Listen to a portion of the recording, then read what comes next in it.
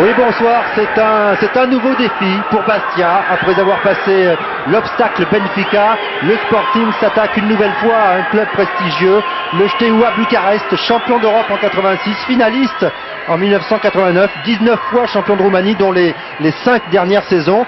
Mais à ce palmarès plutôt élogieux, c'est vrai, il faut opposer un gros point noir, et c'est l'actualité récente, la défaite subie à Paris en préliminaire de la Ligue des Champions. C'était donc au Parc des Princes. Jean-Luc Haribar avec nous pour commenter ce Steaua Bucarest-Bastia. Bonsoir Jean-Luc. Bonsoir Vincent. Alors c'est vrai que, et on le sent bien ici, la cicatrice n'est pas encore refermée. Est-ce que ça peut jouer en défaveur des Corses ce soir ? Alors ça, c'est certain que pour les Roumains, c'est quelque chose qu'ils ont très mal avalé. On les a même accusés ici d'avoir été achetés, c'est dire. C'est une véritable humiliation qu'ils ont le sentiment d'avoir vécu à Paris. Alors maintenant, dans quel état d'esprit sont les Roumains ? On en reparlera tout à l'heure, mais depuis ce fameux match à Paris, ils ont inversé la tendance totalement en étant très brillants en championnat, en gagnant tous leurs matchs. On en reparlera encore, et ils ont aussi passé un nouveau tour de Coupe d'Europe. Alors je pense que de toute façon les Bastiais ne vont certainement pas reconnaître cette équipe roumaine qui était au Parc des Princes et qui était passée complètement à côté de son match. Opposé précédemment au Steaua, c'est-à-dire Strasbourg, c'est-à-dire Monaco par 2 fois, Nantes et Montpellier, se sont tous qualifiés contre le Steaua. Et la dernière raison, je dirais, c'est que le match retour aura lieu à Furiani, et ça c'est quand même plutôt confortable. Oui, ce qui conforte les Roumains dans leur idée de jouer un véritable match revanche. C'est vrai que les Français ont toujours bien réussi contre le Steaua de Bucarest, et ces Roumains du Steaua et ces Corses de Bastia viennent de pénétrer sur la pelouse du stade Gensha, accompagnés par M. Wojcik, l'arbitre polonais de ce Steaua Sporting, donc 16e de finale aller de la Coupe de l'UEFA. Le stade n'est pas plein, il peut accueillir 30 000 spectateurs, il y en a à peu près 20 000, 25 000. Oui, c'est curieux d'ailleurs pour un match aussi important, pour une revanche franco-roumaine. On s'attendait à un stade mieux garni. En tous les cas, on voit l'échange des Fagnons et des Bastiais qui vont jouer, ils l'ont déjà fait par le passé quelquefois, dans une couleur jaune assez inhabituelle. Avec un capitaine qui sera donc ce soir Wilfried Goel. Wilfried Goel est donc titulaire, c'est le choix de Frédéric Antonetti. Et roumaine qui sera à Paris, qui sera en France en juin prochain pour disputer une nouvelle Coupe du Monde. Puisqu'on parlait des capitaines, on peut donc développer le reste des 2 équipes alignées par les 2 entraîneurs respectifs. On commence par le Steaua, Jean-Luc. Et c'est vrai que du côté de Bastia, une seule petite surprise, on en parlait, donc c'est la présence d'entrée de Wilfried Goel. Oui, ça c'était l'incertitude. Pierre Le duo, Siliac et Wilfried Goel. Et la première alerte pour Eric Durand avec cette frappe lointaine et un arrêt qui va mettre en confiance le gardien corse. Comme l'appellent les Anglais, Christian Chokoyou, qui portera lui le numéro 9 et qui a 22 ans, Marius Lakatos ayant 34 ans. Lui. Là aussi ça a été bien coupé.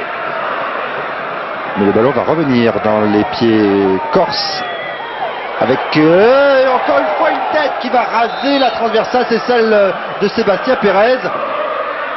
Alors on revient sur le but du Steaua avec Etamé, encore une fois très actif depuis le début. Il a mis Goel et arrêt déterminant décisif de Ritli. C'est décisif. Etamé à nouveau, il y a de l'espace sur ce côté droit. Il y a du monde à gauche au 2e poteau. Il est passé Jean-Jacques Etamé, c'est vrai pour le premier but. Oui. Le premier but. Non, hors-jeu. Signalé depuis le début par je guettais l'arbitre assistant. Non, signalé depuis le début. C'est Goel, c'est Siliac, c'est qui ? C'est peut-être les 2 à la fois d'ailleurs. Ouais, c'est très légèrement, mais il est en avance et c'est bien arbitré. Il y a effectivement hors-jeu. Et prendre depuis le début de la partie au piège du hors-jeu. Oui, à droite, elle est bonne. Et cette fois-ci, il n'est pas hors-jeu. Ritli a anticipé, mais Goel va pouvoir le lever et peut-être poursuivre son action et pousser le ballon au fond des filets. Non, il aura été sauvé par Akita. Ce sera encore Rochou maintenant, et ce ballon qui atterrit sur la tête de Kochou. Dans les mains. Bon pivot, bon crochet, attention à lui. Lakatos, il est passé. Ce ballon n'est pas sorti. Et il y a une tentative très spectaculaire de Kociu. Goel et un défenseur roumain.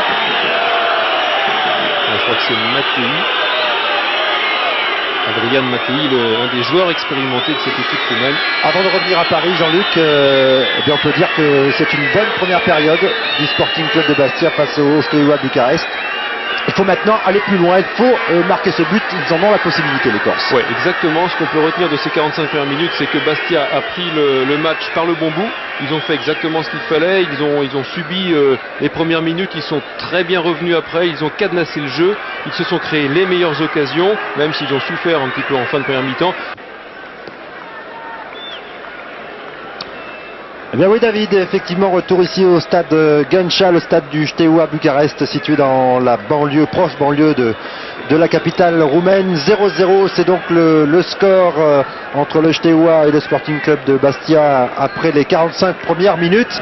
Cette humiliation, ce terrible match de la honte à Paris, parce que en championnat quand même ils ont fait fort, puisqu'ils ont gagné leurs 4 matchs depuis en championnat avec un goal average de 15 buts marqués contre 4 encaissés, c'est-à-dire une moyenne de 4 buts passés par match. Alors c'est dire s'ils ont bien redressé la barre. Et en plus ils ont fait un match nul et une victoire contre Fenerbahçe qu'ils ont éliminé avant de retrouver Bastia. Alors donc justement cette équipe de Steaua qui s'est bien battue. Et ce ballon est rendu à Bastia. Il y a De Gerville qui s'est appuyé sur Jurietti. De Gerville à nouveau qui va chercher une solution peut-être. Il va préférer déborder. De Gerville est son pied gauche. Encore une fois un ballon qui rebondit devant le but. Et très bonne intervention de Ritli avec beaucoup d'autorité pour s'appuyer sur Siergievski. À nouveau Jurietti qui va peut-être pouvoir redonner. Elle est bonne. Ah, Siergievski, la frappe du pied gauche. Et encore une fois impeccable. Ritli. Ah, on l'avait pas vu comme ça contre le Paris Saint-Germain, ça c'est certain. Ah, il a dû être vexé par ce que j'ai dit tout à l'heure. Et ça permet à Etamé d'enchaîner. Bon ballon ça pour Siliac qui est revenu pour empêcher peut-être l'ouverture du score. Ouais. Mais ça a bien failli payer. Et on salue les supporters corses une nouvelle fois qui sont là avec leur drapeau pour faire du bruit. C'est eux qu'on entend là. Résultat en faveur du Sporting. Oui, mais ils sont à l'aise aussi, hein, les Roumains à l'extérieur. Ils ont pas souvent fait la différence chez eux. C'était le cas notamment contre le CSKA Sofia. Ils avaient fait 0-0 chez eux. Oh, Jean-Luc, regardez ce qui se passe. Le tournant de la partie, Lakatus qui vient d'être bousculé dans la surface de réparation. Et l'arbitre. Ouais. Il n'a pas hésité une seule seconde. Monsieur Wojcik, il a désigné le point de pénalty. Et ouais, c'est terrible, c'est ce qu'on disait tout à l'heure, et c'est sur ce ballon qui est prolongé de la tête, avec beaucoup de métier. Il suit du regard le ballon et il n'a pas vu Lakatus. C'est pas si évident quand même. Frédéric Mendy qui fait pas grand chose et Marius Lakatus avec beaucoup de métier. Je dirais que c'est un pénalty obtenu grâce à son métier. À son expérience. Et on va voir l'arbitre assistant. Que dit-il l'arbitre assistant? Qui semble-t-il avait levé son drapeau. Décision difficile à prendre. Oui, il revient sur sa décision. Et Frédéric Mendy qui se signe, Jean-Luc. C'est beau ça, oui. Finalement, il y a une justice parce que Bastia qui domine de la tête et des épaules ce match, qui se crée les meilleures occasions et qui prend un pénalty qui était, à mon avis, injustifié. Parce que regardez, on le voit sur cette action en plus, il est en position de hors-jeu et il se laisse tomber, Mendy ne fait aucune faute et Dieu merci, l'arbitre assistant signale ce hors-jeu. Chaque année, le Steaua est pillé en quelque sorte, ses meilleurs joueurs, ses meilleurs jeunes partent et il disait qu'il faut toujours reconstruire et même Dieu n'est pas capable de reconstruire assez vite. Le frère de Dousmane, le cousin d'Ousmane plus exactement. Attention ce ballon, encore une fois une trajectoire qui retombe. Non, le jeu c'est pas d'envoyer le gardien de but dans les filets, c'est le ballon qu'il faut envoyer dans les filets, monsieur. Une chandelle de chaque côté. Lui a vu Siliac et maintenant Siergievski pour venir porter le danger enfin depuis 5 minutes sur le but de Ritli. Piotr Siergievski qui avait été bousculé, aïe, carton rouge, il s'est fait Il s'est vengé justement parce qu'il s'est fait secouer 2 fois sur cette action où il conservait le ballon.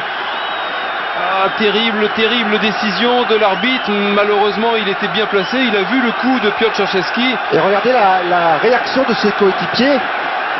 Il avait pris un carton jaune, on rappelle, en début de partie tout à l'heure.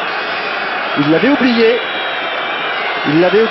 Et oui, c'était justice humaine, comme on dit. Et deuxième tournant de cette partie. Les Bastiais vont jouer à 10 maintenant face à 11 Roumains en colère. Ah oui, dommage.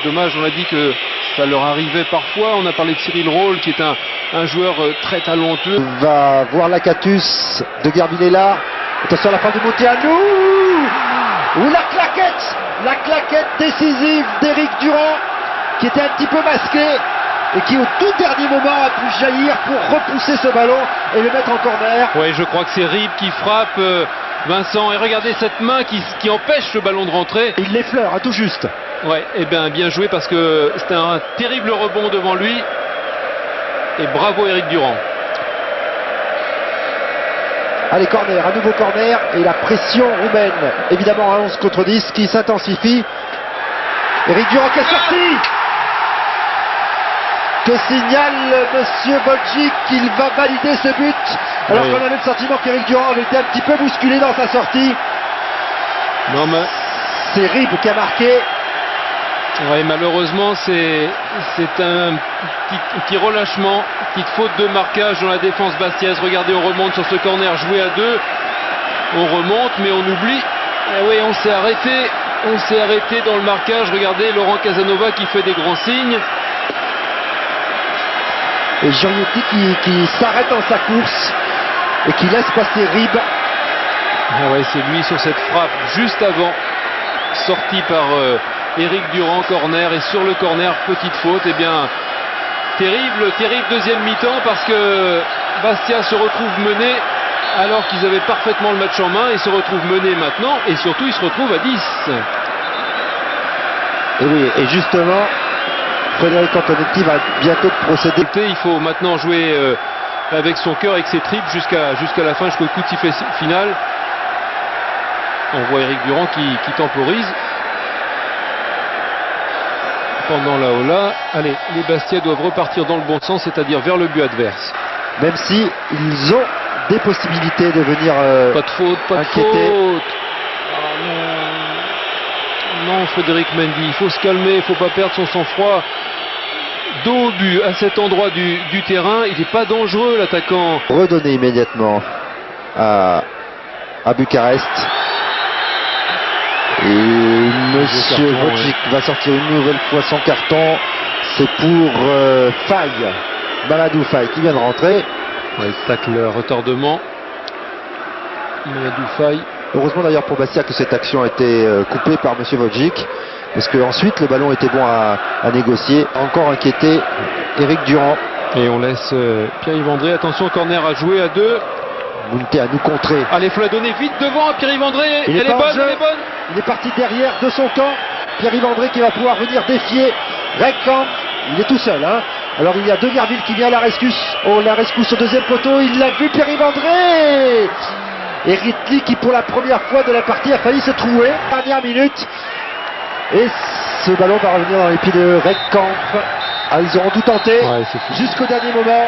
Mais c'est terminé. Le dernier coup de sifflet de Monsieur Wojcik pour une défaite du Sporting Club de Bastia. Mais rien n'est remis en cause, Jean-Luc. Il faut être positif et optimiste. Oui, il faut être optimiste, parce qu'il reste une deuxième manche. Ils n'ont perdu qu'un 0. Les Bastiais, ils ont des circonstances atténuantes sur la deuxième mi-temps, parce qu'ils ont perdu un joueur. Mais je dirais que c'est quand même un cruel scénario pour les Bastiais, parce qu'ils avaient le match en main pendant une heure. Ils s'étaient créés les meilleures occasions. Encore une fois, on peut que déplorer leur manque de réalisme. Et alors, ils perdent un 0, et puis ils perdent aussi Piotr Czercheski pour le match retour. Et ça, c'est un coup dur. Mais enfin, tout est à faire, tout est à refaire au stade de Furiani. Et on sait qu'avec le public corse, on sait avec l'envie, l'enthousiasme, l'énergie débordante du Sporting, on sait que tout est possible encore dans 2 semaines en Corse là-bas. Ah oui, avec l'aide de toute la Corse, Furiani sera plein, et moi je suis certain, surtout sur ce qu'on a vu pendant une heure, je suis certain que puisqu'ils ne trouvent pas le chemin de début à l'extérieur, ils le trouveront à domicile et ils vont faire une deuxième manche à tout casser devant leur public et ils vont se qualifier des Bastions. Eh bien, on attend ça donc avec impatience. Le match retour dans 2 semaines, ce sera également sur le kiosque avec vous. Merci Jean-Luc Haribard, à très bientôt. À bientôt. Et on va revenir à Paris rejoindre David Cosette, défaite du Sporting d'ici à Bucarest.